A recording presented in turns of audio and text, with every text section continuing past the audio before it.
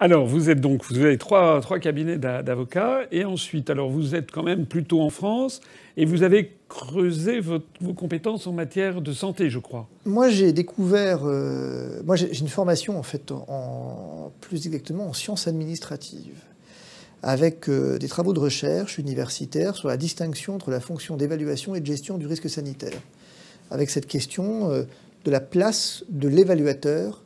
Comment le politique gère un risque sanitaire? Parce que finalement, comment je fais pour gérer un risque sanitaire, avec toute la problématique du principe de précaution, lorsque j'ai à prendre en compte des intérêts qui ne sont pas uniquement de santé publique?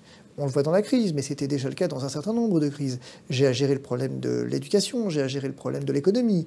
Le politique, il a une vision globale des choses. Et en fait, le problème, c'est que le politique, il doit prendre des décisions en connaissance des risques sanitaires, et ces risques sanitaires doivent lui être exposés avec les garanties d'indépendance des agences, et c'est le rôle des agences finalement en France, des agences sanitaires qui ont été créées notamment après l'affaire du sang contaminé. Et du coup, je me suis beaucoup intéressé à ce rapport entre l'évaluation et la gestion, pour en arriver à la conclusion que, en fait, le drame, c'est quand les agences font de la politique et le politique fait du sanitaire, qu'on est arrivé à un imbroglio en France où ce qui était à l'origine une idée intéressante de séparation est devenu une espèce de magma dans lequel on ne sait plus qui fait quoi, on ne sait plus qui décide quoi, parce qu'aux agences, on a superposé un certain nombre d'autres agences avec des compétences complètement morcelées, et du coup, on ne sait plus qui fait quoi, et le politique se retrouve dans une situation où soit il écoute les agences et il fait du sanitaire et ne fait plus de la politique, soit ne les écoute pas et auquel cas on lui reprochera de ne pas les avoir écoutés. Et les agences, elles, ont compris le rôle qu'elles avaient, et donc il y a un rapport aussi intéressant, c'est l'indépendance des agences, sanitaires en particulier, où on se rend compte que tous les scandales sanitaires français viennent en grande partie de l'absence d'indépendance des agences et de l'infiltration, appelons-les comme ça, sans péjoration, notamment de l'industrie privée, des intérêts privés dans les agences. Alors vous avez un truc extraordinairement bien fait à ce sujet, c'est les agences de l'environnement, où vous avez toutes les dites technologies propres, que sont les éoliennes ou ce que vous voulez, qui ont infiltré l'industrie finalement de l'énergie propre, qui a infiltré les agences sanitaires, et du coup ça pose un problème dans l'évaluation qu'elles font des risques. C'est le fameux problème qu'a révélé, entre autres, cette crise aux yeux de tous les Français. C'est le problème, effectivement, des conflits d'intérêts qui, maintenant, sont devenus béants devant l'opinion publique. En fait, oui et non. C'est-à-dire que c'est pire que ça, quelque part. C'est-à-dire qu'en fait, le problème, il est même en amont. Sans avoir un conflit, si j'ai un lien, quelle est l'influence de ce lien? Est-ce qu'un lien... Parce que le droit français, contrairement au droit américain, joue ses vierges effarouchées en faisant cette distinction, lien d'intérêt, conflit d'intérêt. Les États-Unis connaissent la même distinction, sauf que, les liens d'intérêt sont exposés beaucoup plus franchement, sont beaucoup plus accessibles au public, au nom d'une certaine idée de la transparence. Alors je ne dis pas que le système est parfait, mais je constate que c'est beaucoup plus facile, et que tant et si bien qu'en France, quand vous voulez chercher les liens d'intérêt, il faut vous accrocher un peu quand même. Hein. C'est difficile. Moi, je suis entré dans la pandémie le 25 février très précisément, de l'année dernière, en publiant une tribune que tout le monde a refusée dans la presse, dans laquelle je disais « Attention, ça va flamber ». Et on sait tous que si ça flambe, la Fédération des médecins italiens vous donne un certain nombre de clés pour protéger les médecins. Voici ce qu'il faudrait faire, et nous avons une urgence à le faire.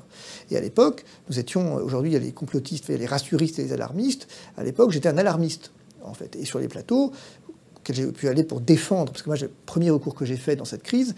C'est pas rien. C'est un recours devant le tribunal administratif de Paris pour avoir des masques FFP2 pour les médecins de ville. Je me rappelle très bien. C'est là où, effectivement, on a commencé à entendre parler de vous. C'est ça. Et à l'époque, on m'avait dit que je semais la panique. Que cette action déstabilisait, venait donner un message qui était celui au terme duquel cette épidémie allait être grave, et que je ne pouvais pas le dire. Je me souviens très bien de ces plateaux dans lesquels je me faisais vraiment vilipender en disant « vous semez la panique ». Et là où j'avais dit « attention, vous ignorez tous ce qu'est le principe de précaution ». Le principe de précaution, il consiste à protéger ceux qui sont en premier les plus exposés, les premiers clusters, c'est toujours les hôpitaux. Et d'ailleurs, je suis désolé, je suis un peu long, mais juste là-dessus, c'était très intéressant, parce que l'hôpital de Codugno, le premier en Italie, d'où tout est parti, c'est l'hôpital de Codugno, qui est devenu un véritable cluster, après qu'un patient ait fait les allers-retours entre l'hôpital et chez lui.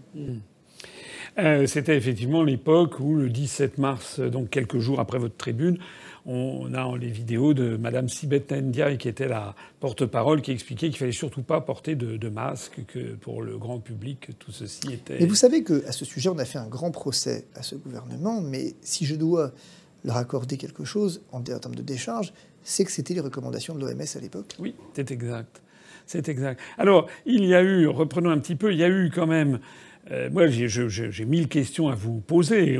Je me fais l'interprète certainement beaucoup de nos téléspectateurs.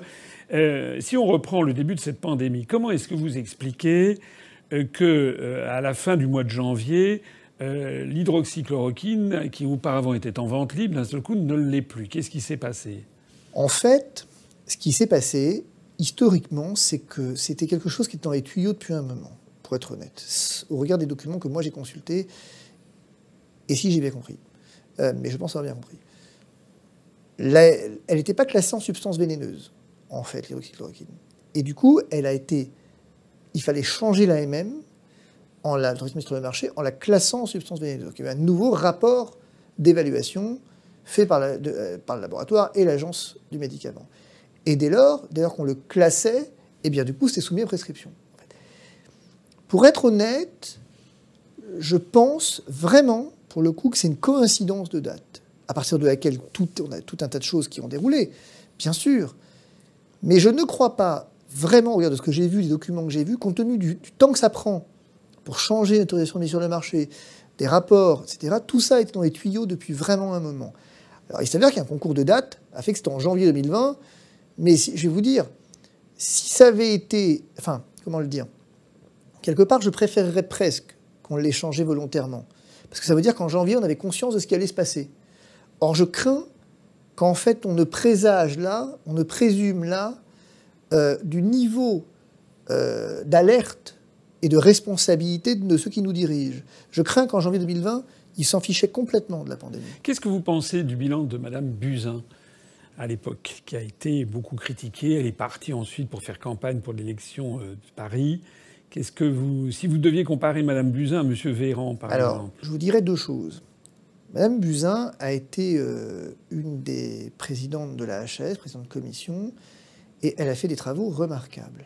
Et notamment, quelque chose que le grand public ignore, mais qui est assez amusant, c'est qu'elle avait publié un colloque extrêmement important sur la liberté de prescription et sur l'importance pour les médecins de ne surtout pas s'en tenir aux recommandations de la HAS et d'aller chercher, d'aller puiser dans la littérature internationale, entre autres, ce qui se faisait, et qu'il fallait être capable, juste, disait-elle, de justifier ce pourquoi on prescrivait, ce qu'on prescrivait, et s'écarter des recommandations. Mais il ne fallait pas prendre les recommandations de la HAS en tant que présidente. Et c'était quand ce colloque? C'était 2019. Ah oui, c'est donc récent. C'était récent, oui, 2018. 2018. D'accord. Voilà. Un petit peu... juste, pratiquement les derniers avant qu'elle parte. C'était extrêmement intéressant. Et moi, ceux qui font le droit de la santé connaissent Agnès Buzyn pour la qualité de ses travaux. C'est quelqu'un qui a une vraie sensibilité et qui fait partie de ces hauts fonctionnaires dans le bon sens du mot, des gens qui sont au service de l'État et qui savent administrer. Le problème, c'est que Mme Buzyn a découvert quelque chose, et le grand public avec, c'est que gouverner, c'est pas administrer. Et que quand vous êtes ministre, eh ben, on n'attend pas de vous, hélas, que vous dirigiez une administration. On attend de vous que vous fassiez de la politique. Et le problème, c'est qu'elle s'est trompée de job. Elle pensait qu'effectivement, elle allait pouvoir diriger une administration, et on se souvient de sa phrase à la commission d'enquête parlementaire, ces choses-là, parlant des respirateurs ou que sais-je, des chiffres ne remontent pas au ministre. Ce qui est vrai, parce que c'est l'administration qui les gère. Mais elle se considérait encore comme une administratrice qui aurait pouvoir sur la logistique de l'État. C'est pas comme ça que ça fonctionne.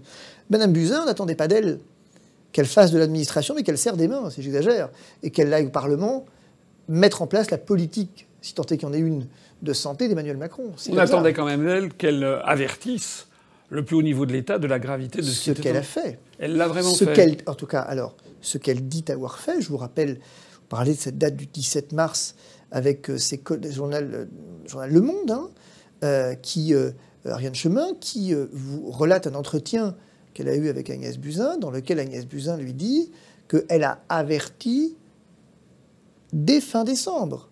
Elle parle de ce blog chinois du 30 décembre, elle le date, où effectivement elle dit « je savais ce qui allait arriver et j'imaginais, en tout cas je prévoyais, que ça allait arriver en France, en Europe en tout cas, dit-elle. Ce que de fait elle ne pouvait ignorer à partir du 30 janvier, date à laquelle a été prononcée l'urgence sanitaire internationale par l'OMS, et sachant qu'elle a été prononcée 6 fois depuis 1964. Et elle dit « j'ai averti le président de la République », elle dit « j'ai envoyé des mails », et elle... On se souvient que ça avait fait... J'ai failli dire que ça avait fait scandale. Mais en fait, à ma grande surprise, ça n'avait pas fait scandale. Ça n'a fait scandale que parce que j'ai saisi la Cour de justice de la République pour le compte de médecins.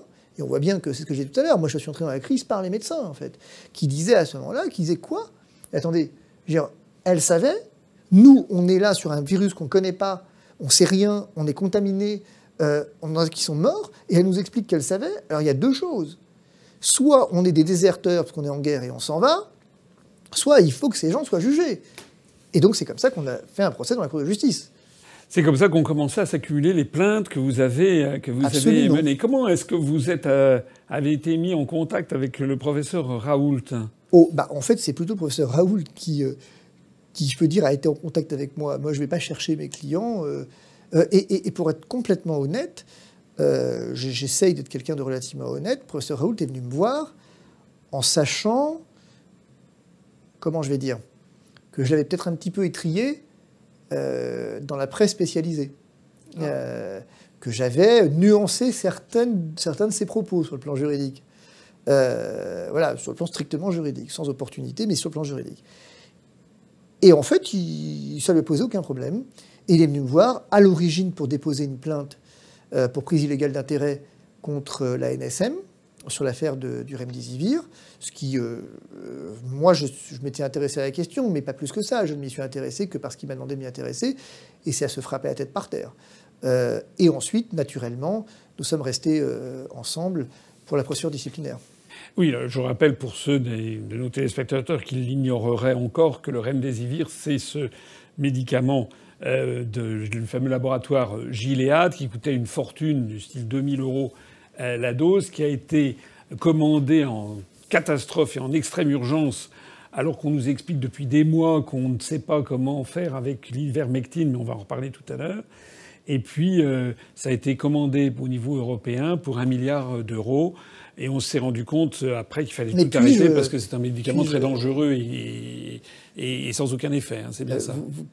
Juste pour la petite anecdote sur le Remdesivir, il faut quand même que vous sachiez que donc, l'Agence du médicament a accordé une autorisation temporaire d'utilisation. L'autorisation temporaire d'utilisation, elle est réglementée. On accorde une autorisation temporaire d'utilisation uniquement lorsqu'il y a une présomption, dit le texte, d'efficacité du médicament. Or, dans l'affaire du Remdesivir, c'était exactement l'inverse. Une présomption d'inefficacité. Et c'est pas moi qui vais le dire, c'est Eric Combe qui va le dire. Eric Combe, je ne sais pas pourquoi ce truc-là existe, pourquoi c'est public, ça ne devrait pas l'être, c'est pas possible, c'est une bombe. Où, lorsqu'il est appelé, lorsque les comités de la commission de transparence sont à l'HAS, sont appelés à se prononcer sur l'opportunité d'une autorisation temporaire d'utilisation, Eric Combe va donner cette phrase extraordinaire dans une communication téléphonique qui est retranscrite, va dire « mais ça ne marche pas ». Il dit « mais ça a été testé sur 3 chimpanzés et 2 singes, mais pardon de le dire, mais c'est totalement inefficace ». Donc là, il y a quand même quelque chose qui s'est passé. C'est incontestable, c'est incontestable, c'est incontestable. On peut pas. Enfin, je suis pas. Enfin voilà. Mais enfin, si vous voulez, j'espère qu'on a compris que j'ai une petite expérience de ces questions. Je fais ce métier depuis un petit moment, et bon, je sais repérer quand il y a un truc qui va pas. Et là, ça va pas. Non, c'est évident. Et alors donc, Madame Buzyn s'en va. Elle est remplacée par Olivier Véran. Et vous le connaissez, vous l'avez Alors Olivier Véran, rencontré? moi je l'ai côtoyé parce qu'il était député de l'Isère. Vous le connaissiez depuis déjà longtemps? Oui, je le connais quand il était député de l'Isère. Ça me fait sourire parce que je l'ai connu quand il était membre du Conseil de l'Ordre de l'Isère également, parce que j'ai pas mal d'affaires dans le coin. C'est compliqué, Olivier Véran. Parce qu'Olivier Véran, sous couvert d'être médecin, il est d'abord un homme politique dans la pire acception du terme, à mes yeux. C'est un opportuniste et un arriviste. C'est vraiment comme ça que moi, en tout cas, c'est ma vision, telle que... Et ceux qui le côtoient, qui l'ont côtoyé, partagent cet avis, où c'est quelqu'un qui avait des ambitions politiques, et quel que soit le parti, quelle que soit la couleur du moment, l'odeur du moment qu'effectivement il y avait ces satisfactions d'ambition, c'est tout. Mais c'est clairement quelqu'un qui n'a d'intérêt que lui-même, Olivier Véran. C'est quelqu'un, autant j'ai vraiment une estime pour les travaux de Madame Buzyn, c'est une chercheuse, elle a ses limites et ses défauts, mais comme tout le monde. Mais il y a un travail derrière, un travail de réflexion. Olivier Véran, c'est personne, c'est un homme politique. Olivier Véran, je vous raconte une anecdote qui est pas inutile. Il faut savoir qu'actuellement, entre autres, j'ai dans ma clientèle des médecins qui sont poursuivis pour avoir prescrit, pénalement et disciplinairement, pour avoir prescrit des antibiotiques dans le cadre de l'autisme. Ils ont découvert qu'il y avait une infection et que quand on traitait l'infection, ça améliorait l'autisme. Bon. Selon le vocable à la mode, ils sont naturellement poursuivis à la demande de l'Agence du médicament pour charlatanisme. Et à la demande de qui? En particulier du ministre de la Santé actuel. Sauf que le même ministre, lorsqu'il était député de l'Isère, j'ai un courrier de sa part dans lequel il interpelle Marisol Touraine, alors ministre, sur la nécessité de faire des études cliniques devant ce qui correspond à une découverte prometteuse. Mais ça, c'est qu'à l'époque, il avait besoin de sa base électorale, qui étaient mes clients, et maintenant, voilà, c'est fini. Alors, vous en êtes où de toutes ces plaintes qui ont été déposées? Il y en a combien au total? Il y en a. Alors, moi, j'ai déposé devant la Cour de justice de la République, pour le compte d'abord du collectif C19, 2 plaintes. L'une contre Buzyn Philippe, la deuxième contre Véran. Pour une raison simple, Véran, c'est que Véran a refusé de nous communiquer les bons de commande de tests et de masques. Mais finalement, je les ai obtenus quand même, en me fâchant un tout petit peu et en rappelant ce qu'est un document administratif. Je les ai obtenus pour découvrir que les bons de commande que les commandes de tests et de masques sont parties après le confinement. Donc après le mois de mars, en fait, au mois de mars. Nous avons déposé ensuite une série de plaintes pour des particuliers qui ont perdu leurs parents. Enfin, série 2 ou 3, des soignants à chaque fois. Et nous avons surtout déposé des recours pour le compte du collectif Interbloc, qui est un collectif d'infirmiers de bloc opératoire qui se retrouve complètement démunis parce qu'on leur refuse des masques de protection FFP2 au bloc opératoire. D'accord, donc ce sont les instances qui sont actuellement en cours. Alors, je vais me faire l'avocat du diable, mais il y a des personnes qui disent « Oui, mais alors ces plaintes qui sont déposées ont pour effet d'inquiéter le niveau politique, et c'est parce que le niveau politique est ainsi inquiété, eh bien qu'il prend des mesures un peu ahurissantes pour le grand public pour se prémunir de plaintes qui pourraient venir, d'où les confinements, etc. » Qu'est-ce que vous avez à répondre à cet argument? Le premier qui m'a exposé cet argument sur un plateau, c'est Éric Zemmour. Ma réponse, elle est en 2 temps. Elle est d'abord, quand dans un état de droit, on commence à se justifier sur les raisons pour lesquelles on exerce un droit, on peut dire adieu à l'état de droit. Ça, c'est en philosophie politique très clair. En sciences politiques, très clair. Donc moi, j'exerce un droit parce que ce droit, je le tiens des textes. Et c'est la Cour de justice de la République, très précieuse, Cour de justice de la République, l'exception à la juridiction, plutôt que juridiction d'exception, qui a choisi dans ces espèces de particularisme, de dire qu'il y avait matière à enquêter, à investiguer. Et c'est ce qu'elle fait. Donc c'est qu'a priori, il y a un soupçon. Bon. Deuxième chose, non négligeable, c'est de se dire est-ce qu'on a attendu ces plaintes pour faire n'importe quoi? C'est une vraie question. Si Agnès Buzyn a réellement averti et qu'ils n'ont pas pris les précautions qu'il fallait, est-ce qu'on m'a attendu pour ça? Est-ce qu'on a attendu pour siphonner l'hôpital public? Est-ce qu'on a attendu pour avoir une logique de flux et pas de stock, et être incapable de réarmer son industrie nationale? Est-ce qu'on m'a attendu pour réussir à faire pire que les gouvernements précédents? Et surtout, je me permets de vous rappeler juste un détail, c'est qu'au fond, LVMH, le privé, a réussi là où le public a échoué. Donc, l'année dernière. Donc ça veut dire quoi? C'est qu'au fond, c'est la bonne arme pour se justifier de son incompétence ou de son inconsistance. Mais en fait, c'est l'incompétence qui génère la plainte. C'est pas la plainte qui génère l'incompétence, faut pas se tromper. Je comprends votre défense, qui me paraît bien ciselée. Quand même, maintenant, on se trouve face à des situations qui sont ubuesques.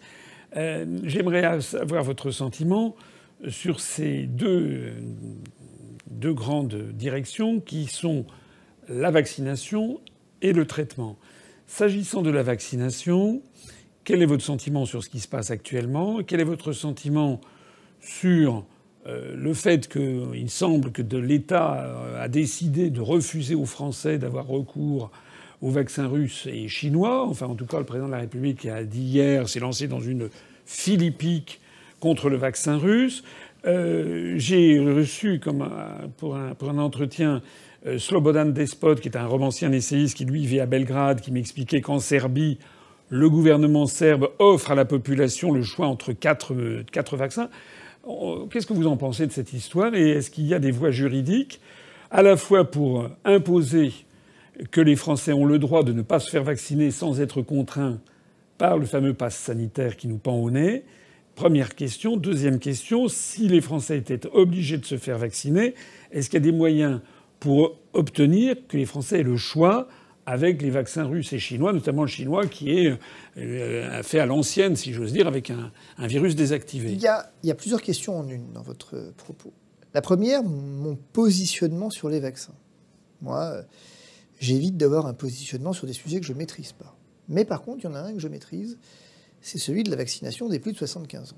La vaccination des plus de 75 ans n'a pas fait la démonstration de son efficacité. Ce qui m'a valu une passe d'armes assez violente avec BFM en particulier, puisque moi j'ai déposé une plainte pénale pour le compte d'associations de victimes et de médecins qui disent « c'est bien gentil tout ça, mais quand vous nous dites de vacciner les plus de 75 ans, ça revient à un essai clinique déguisé, finalement. » Pourquoi?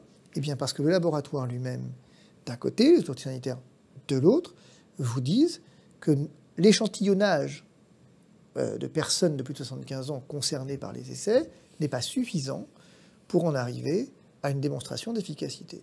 Or, puisque c'est une AMM européenne, il faut que quelqu'un lise les textes un jour.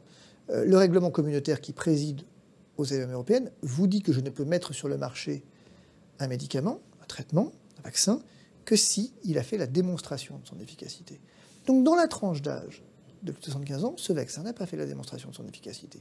Ce qui m'a conduit à dire aux médecins, vous voulez vacciner, amusez-vous, si vous voulez, si vous avez le droit. Moi, je n'ai pas à vous dire ce que vous devez faire ou pas, mais je vous conseille sérieusement d'avertir les patients qu'il n'a pas fait la démonstration de son efficacité. Et j'avais raison de le dire à une époque, il y a quelques mois, où tout le monde me prenait pour un fou.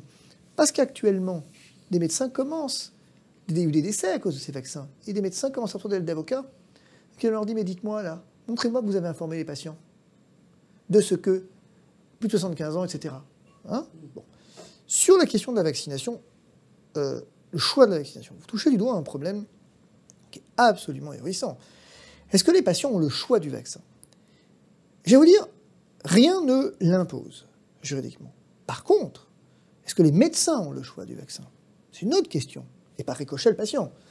Mais le médecin, quand vous avez plusieurs molécules, plusieurs traitements, doit juridiquement, normalement, au Code de la sécurité sociale, choisir le traitement le plus adapté et le moins onéreux. Ici, c'est l'État qui va dire tu vaccines avec Pfizer, tu vaccines avec Moderna, etc. C'est du jamais vu quand même dans l'histoire. Je n'ai pas le choix, ça n'est pas en fonction de ce qui est disponible, c'est en fonction de ce qui me sera imposé par les autorités nationales. Alors juridiquement, je pense que oui, il y a un recours à faire là-dessus. C'est-à-dire que là-dessus, je pense que les médecins qui voudraient dire, attendez, moi j'ai une liberté de choix thérapeutique dont vous me privez, ça me paraît faisable, avec quelques chances de succès. Le problème, c'est que de toute façon, on ne les a pas, les vaccins. Et que donc, ce que va vous répondre le juge, c'est de vous dire, attendez, il vaccine avec AstraZeneca parce qu'il a que ça. Premier élément. Ensuite, sur la question de l'obligation vaccinale, du passeport sanitaire. Alors, le passeport sanitaire, moi, j'ai publié un guide assez long avec les grandes décisions du Covid à destination des parlementaires pour leur montrer les problèmes juridiques que ça posait. Vous n'avez pas fait d'autres ouvrages pour le moment? D'accord. Et ce guide, il est disponible ou il a été vraiment... Oui, il est disponible. Non, il est disponible. Et en fait, c'est très intéressant. Je vous l'enverrai si vous souhaitez. Vous verrez que c'est vraiment un guide où je ne prends pas parti, mais j'explique combien est-ce qu'on a changé quelque chose dans la logique du droit public et qu'il fallait que les parlementaires s'en saisissent et aient conscience de ce qu'ils allaient faire quand même. Le passeport sanitaire, il a été voté. Enfin, il a été en tout cas mis à l'ordre du jour du Parlement européen. Ce qui est déjà un premier problème. Le Parlement européen prend là une compétence qui n'est pas la sienne. C'est d'ailleurs quelque chose d'absolument affolant. Mais le problème, c'est que si ce texte vient à l'ordre du jour du Parlement français, gageons que le Conseil constitutionnel ne trouvera pas grand-chose à y redire. Là où moi je considère, et c'est le sens du guide que j'ai rédigé, que cependant, sur le plan de la Convention européenne des droits de l'homme, il y a un problème. Parce qu'elle institue une discrimination à raison de l'état de santé. Ni plus ni moins. Et que finalement, autant je pense que nous ne pourrions pas, vous êtes restaurateur demain matin, vous voulez m'empêcher l'accès à votre restaurant parce que je peux vacciner, c'est pas possible. Je serais immédiatement condamné. Parce que vous m'imposez. Voilà, premier élément. Deuxième élément, ça pose un problème relatif au secret médical. C'est que tout à coup, je vais devoir dire à quelqu'un, je suis vacciné, ou j'ai des anticorps, ou ce que vous voulez. Mais au nom de quoi je le ferai?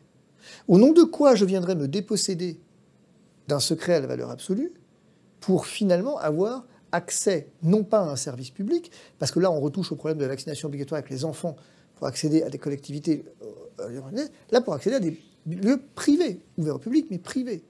C'est du jamais vu. Donc oui, je pense que effectivement, d'autant que, dernier élément, la vaccination obligatoire en tant que telle, le Conseil constitutionnel français a dit oui, c'est possible, le législateur est loisible d'imposer la vaccination. Alors, il émet des conditions quand même qui, ici, à mon avis, ne seraient pas respectées, et je pense que ça ne passerait pas, la vaccination obligatoire. Le Conseil d'État, un peu pareil, vous dit qu'il le législateur fait un peu ce qu'il veut.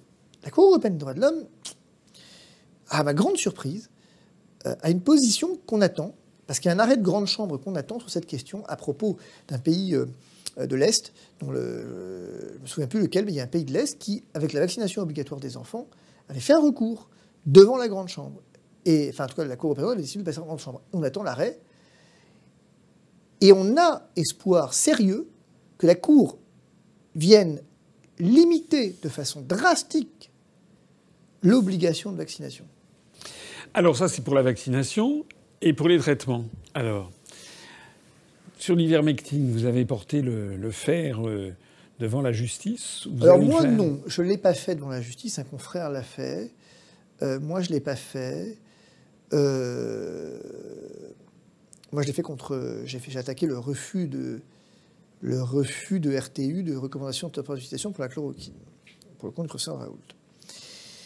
L'ivermectine, elle est le symbole d'une vraie difficulté dans ce pays, dans ce monde actuel, où on a réussi cet exploit que les autorités sanitaires, l'Agence européenne du médicament en tête, la FDA juste derrière, ou juste avant, viennent vous mettre en garde contre les dangers de l'ivermectine. Elles se sont crues obligées de vous mettre en garde contre les dangers de l'ivermectine. Et alors moi, je pose la question. Regardons les effets secondaires de la vaccination. Et regardons les effets secondaires de l'ivermectine et comparons-les et voyons sur quels produits je devrais mettre en garde. Ensuite, néanmoins, il se passe quelque chose d'intéressant.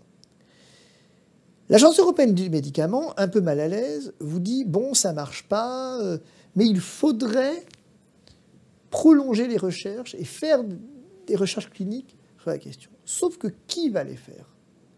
Qui, aujourd'hui, a intérêt à financer une recherche d'envergure et qui a la compétence pour le faire? Si vous demandez aux universitaires français, si vous demandez, pardon, je vais être dur, mais aux espèces de margoulins qui nous servent de patrons d'hôpitaux de mener des recherches cliniques, vous n'êtes pas sortis de l'auberge. Hein.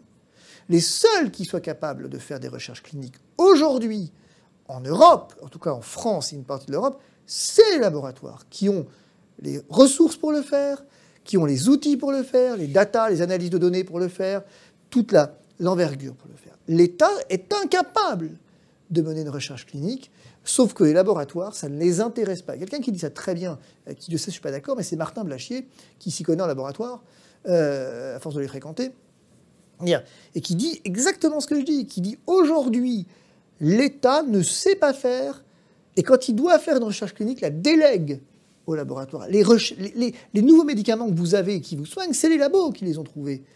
Le problème, c'est qu'ici, les labos n'ont pas d'intérêt à le faire. Puisque le reconditionnement, c'est ce que dit le professeur Raoult, n'intéresse personne. Vous avez tout intérêt à découvrir des molécules onéreuses. Merck, je vous donne un exemple. Merck, qui commercialise l'ivermectine, vient d'annoncer qu'il est en recherche clinique sur 2 traitements contre la Covid, et le tout, chaque traitement coûtant à peu près 2500 à 3000 $. C'est ça, voilà. C'est-à-dire, est-ce qu'on ne peut pas résumer finalement tous les problèmes actuels sur le fait d'un désengagement général de l'État dans tous les secteurs de l'activité humaine, à la fois des hôpitaux, de la recherche, des laboratoires, de la pensée même, de la res publica, c'est-à-dire de la chose publique, du bien public, et avec une idéologie qui a infiltré finalement tous les esprits, y compris le fait un peu, vous savez ce que disait la Pompadour après la bataille des Plaines d'Abraham en 1759, quand la France avait perdu le Canada français. Elle disait après nous le déluge. On a l'impression, je suis peut-être un petit peu dur, mais qu'on est dirigé par des gens qui n'ont qu'une ambition, c'est, excusez-moi, de s'en mettre plein les poches, et que c'est au détriment d'une éthique et d'une certaine abnégation. Est-ce que c'est dur de dire ça ? Il y a une part de vérité. Il y a forcément une part de vérité, il y a une part de vérité. C'est-à-dire que, regardez qui finance les campagnes. Vous prenez la campagne de François Hollande. Qui avait financé la campagne de François Hollande ? Les mutuelles, notamment la mutualité française. Il y a une grosse part de la mutualité française. Et finalement, qui a été le vrai vainqueur de la politique de santé de François Hollande, notamment avec l'encadrement, en fait, un tas de choses un peu techniques, mais c'est les mutuelles, en fait, qui ont réussi cet exploit de rembourser moins en augmentant leurs tarifs. Oui. Il y a quand même un exploit assez incroyable. Dépenser plus pour recevoir. C'est ça, c'était la loi santé de Marisol Touraine était tout entière, et d'ailleurs des gens à l'époque l'avaient déjà dénoncé, tout orienté vers les mutuelles. Mais parce qu'en fait, il s'agit de rendre ce qu'on nous a allègrement donné. Bien. Ce que je crois, voyez-vous, c'est que oui, il y a des liens d'intérêt. Oui, il y a à un moment très clairement des questions de financement. C'est encore plus frappant aux États-Unis. Pourquoi est-ce que vous le savez ? Pourquoi est-ce que la question des armes aux États-Unis est compliquée ? Eh bien parce que vous financez les campagnes.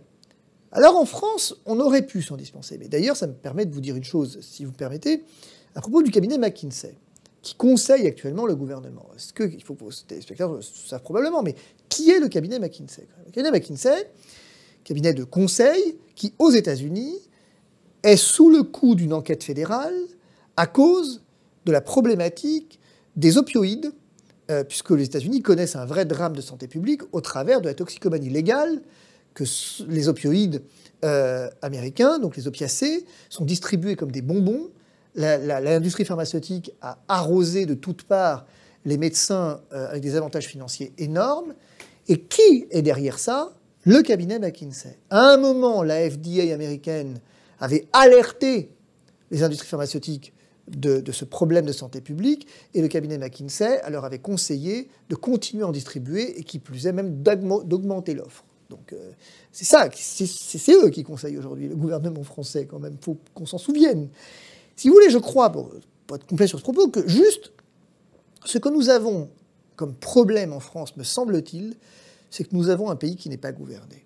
Nous avons un pays qui est administré par des fonctionnaires qui savent faire de la fonction publique, et je ne pense pas qu'il faille dénigrer les hauts fonctionnaires, ce sont des gens compétents, mais dont la mission n'est pas de gouverner. C'est tout. Je veux dire, et que donc, ce que vous dites, la res publica, au nom de quoi, qui a formé des gens à s'intéresser à la res publica ? La seule res publica à laquelle on s'intéresse, c'est la res publica issue de l'école d'administration, dont, que vous connaissez, et dont effectivement, je ne sais pas où est allé chercher le fait que pour être un bon gouvernant, il faut avoir fait une école d'administration. Tandis que, regardez, je termine sur ce point, quand vous avez un juge qui est sorti des rangs de l'école d'administration, que vous avez ensuite un gouvernement qui est issu des rangs de l'administration et des conseillers qui sont issus des rangs de l'administration, bah vous avez un pays qui est administré. Vous n'avez pas un pays qui est gouverné. Qui manque de hauteur de vue et de vision politique. Qui manque de philosophie politique. Le dernier mot, ils sont... Je vais poser une question enfantine. Mais Macron, Castex, Véran, si vous deviez résumer, ils sont bêtes ou ils sont méchants? Est-ce que l'un exclut forcément l'autre? Merci beaucoup. Merci d'être venu et à bientôt peut-être. Merci à vous.